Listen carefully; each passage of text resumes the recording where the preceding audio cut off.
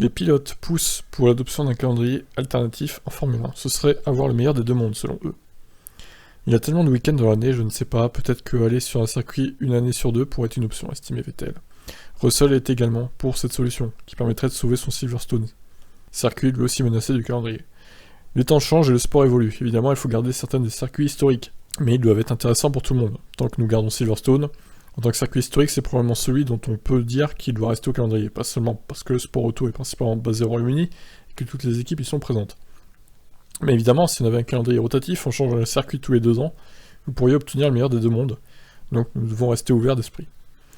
Ouais, c'est vrai que certains circuits qui reviendraient que 1 an sur 2, franchement ça me gênerait pas. Hein. C'est pas une mauvaise idée. Carlos Sainz, qui est plutôt pour également, il doit y avoir une limite au nombre de courses que nous continuons à ajouter. Évidemment, je suis un grand fan de Miami et de Vegas, mais en même temps, c'est une grande perte de voir disparaître les courses européennes classiques.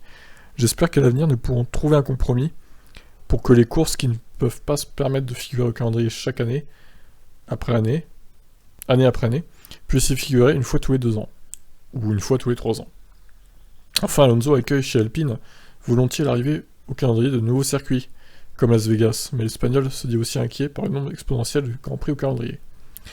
Pas grand chose à ajouter, pour être honnête, c'est comme ça, c'est la façon dont la F1 évolue.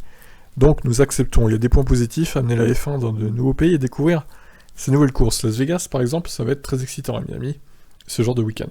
D'un autre côté, nous devons faire attention au nombre de courses. Nous devrions nous mettre d'accord sur une limite, parce que pour les équipes, c'est assez exigeant, comme le calendrier maintenant. Surtout que nous avons plus beaucoup de courses en Europe, donc je pense que c'est la seule préoccupation si nous continuons à ajouter des courses.